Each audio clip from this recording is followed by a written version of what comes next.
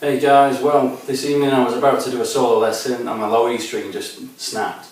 So I was trying to separate the licks and away it went. So I thought we'd do a video on how I change my strings. I know there's plenty of videos out there, but you might pick up something new. So let's take it away.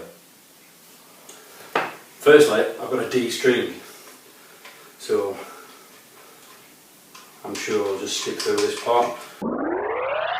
So once you've de-wired, pull out your machine heads.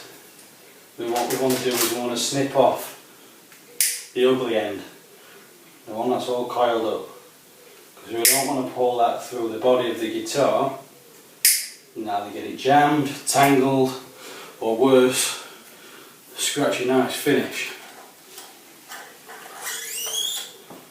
So we just go through each one and pull them out.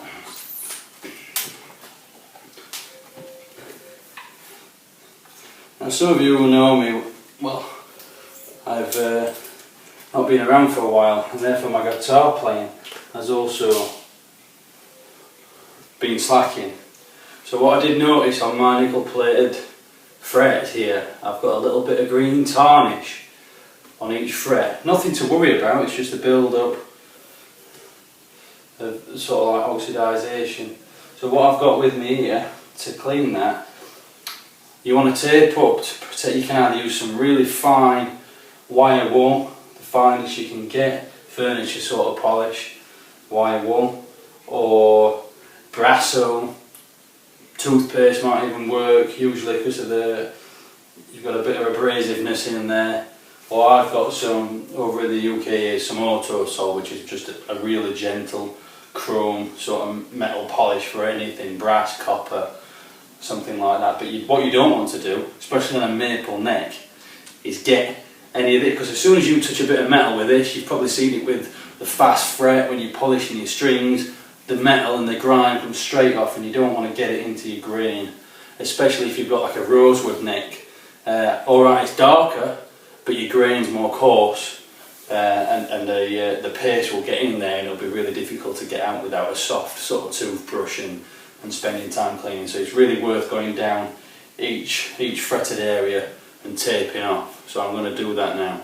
So I'm getting down to the lower end now. Getting a little bit more tricky. I'm nearly there. What you just want to start doing is just start tearing the tape down to thinner strips and using the straighter edge, obviously against your fret, and that way you're still protecting the neck. You just got to do either side of the fret though then, because the jagged edge won't be really doing much.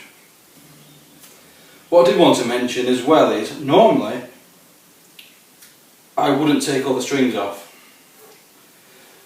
but to be fair, I've never had a problem in the past. I'm sure somebody might comment and say, yeah, they've had the neck warp, because what you should always do is keep tension on the neck, as if you take all those strings off, it could start flexing away, but I'm yet to be convinced of that. I've not seen that happen or heard of that happening, but I've read that it could. So it's very, normally I'd take a couple of strings off and do them evenly and change them one at a time, but if you're like me and you don't change your strings that often and you're not gigging that often and your strings are still sounding bright a couple of months down the line, then you might want to do a bit of a deep clean. You know, if you're not casing your guitar every night, I mean, I hang mine up on the wall so it gathers dust. It's a nice idea to take all the strings off. I mean, like I said, I've never had a problem.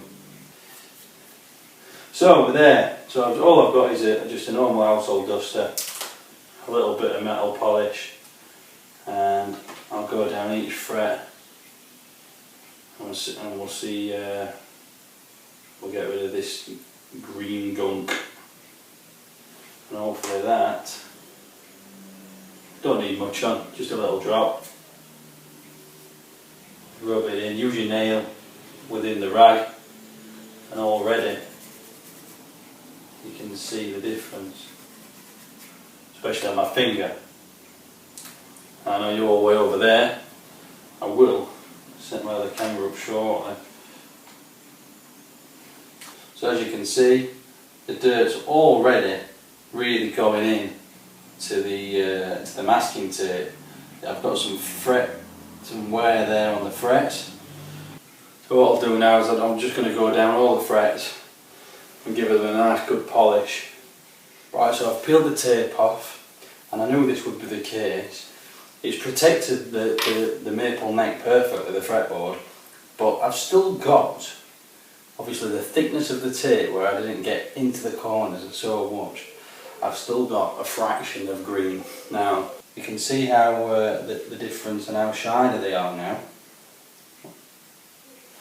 But in the corners, there we go, we've got the patch there. You can still see, try and focus, you can still see it's a little bit scummy.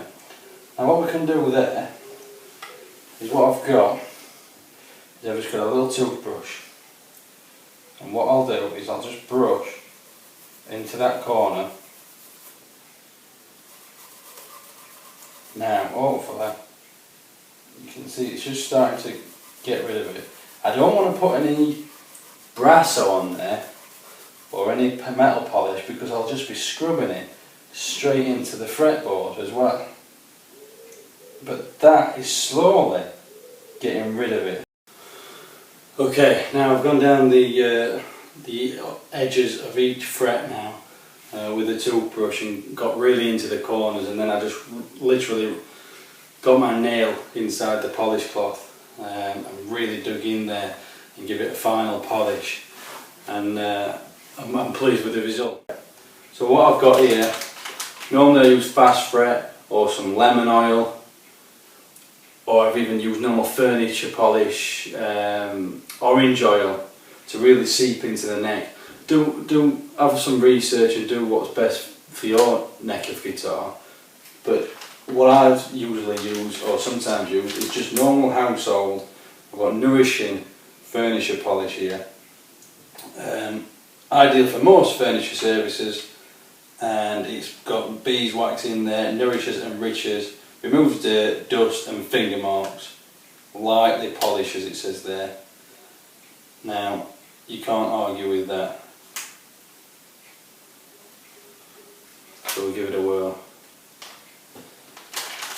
What I tend to do is just lather the neck, get it really damp, like it's soaking, and do all the back as well, all on the back of the neck, all in the wood there, where because you'll find that a nice polished neck, it seems so insignificant, but it does create a little bit of spring if you've got less friction. Smooth surface is a fast surface. Ready for a new set of strings. Now on my guitar it's an Ernie ball, so they recommend Ernie ball super slinky just because the nut on the top is suited to these strings. The super slinkies 42 through to 9 size, pink pack. I've had these for quite a while, I don't know whether they've changed now. I normally buy them in bulk. I've got 10 packs, I've got 3 or 4 packs upstairs left. So they're normally pretty good. What I tend to do, right, as you look at your machine heads, I've got the 4 strings on the top, 2 on the bottom on the machine heads. Obviously, if you've not strung your guitar before, just take note which way they're travelling into the tappets on the top, whether they're on the left or the right, depending, obviously you tighten it, which way you tighten it and which way you want to loosen it. It's entirely up to you really, but you don't want too much pull on the nut. So as the string flows up your neck of the guitar into the nut, you'll generally find as you're looking down the neck, the left side, the machine head's on the top of your guitar, on the high E side, on the thickest E side, on the top. Your strings will be passing on the right, so everything's on the inside as we look. What I tend to do, as you've got your strings going up there, you've got your little hole in each tappet. You want it angling back, so if you imagine a shape like this, you want your hole to be going like that. And then if you set all your machine heads up, I'll show you with a close-up in a minute. So what we want to do on the machine heads as you're setting them up, all the ones on the top, you can see the hole there, and I've angled them all so they're all in this direction. So when the string goes up, we're going to put a little kink in the string at a certain distance, I'll show you in a minute, and pass it back through this direction.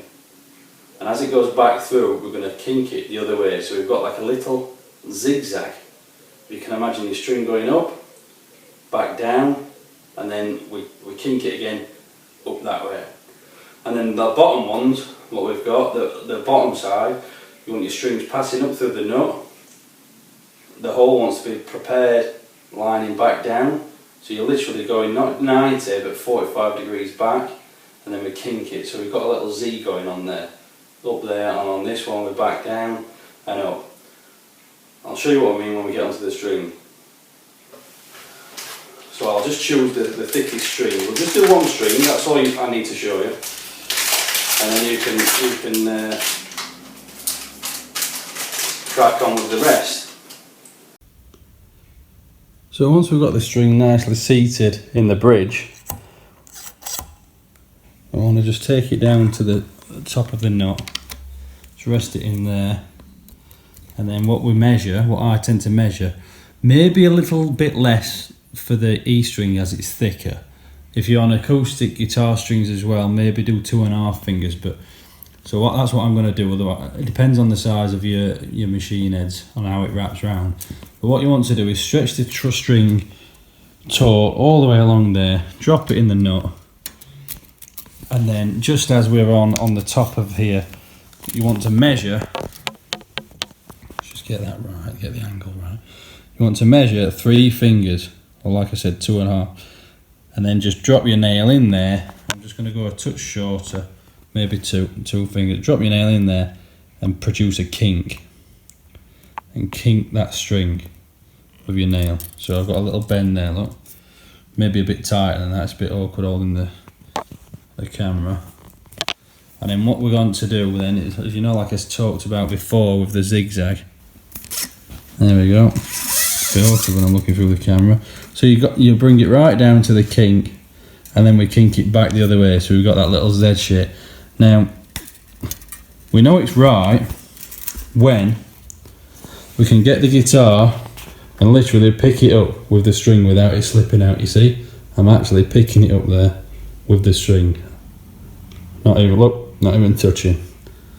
So that's when we know it's right. Now what you want to do now is, as you've got the string held up like that, we want to start winding the machine head, and I tend to just drop my finger on it there like that and provide a little angle, and as we wind it, we keep the string underneath the slack as you wind it round.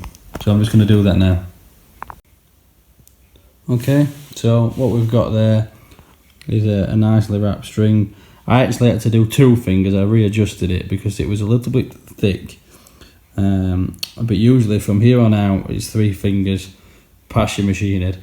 Depending on the size of the string you've got and whatnot, you'll get to know, but as a rule of thumb, that's a good way of stringing it out. And then what I tend to do now is really get hold of the string and give it a good yank and stretch it out and really pull on it, and then that way you're less tuning it in, you know, and you've already pre-stretched, pre-strung and really yanked on it.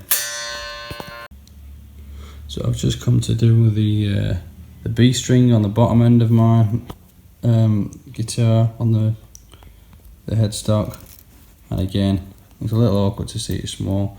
3 fingers, and we put a kink about there. And then what we do is I've already lined the holes up beforehand, so we slot it in back on itself. So this is the Z the other direction, if you like, and then we pull that up, produce another kink that way, and then again that even the B string will pick the guitar up, no problem at all. And as you can see, the cleaning really paid off. And And there we have it, how to string your guitar. See you in the next video. Thank you.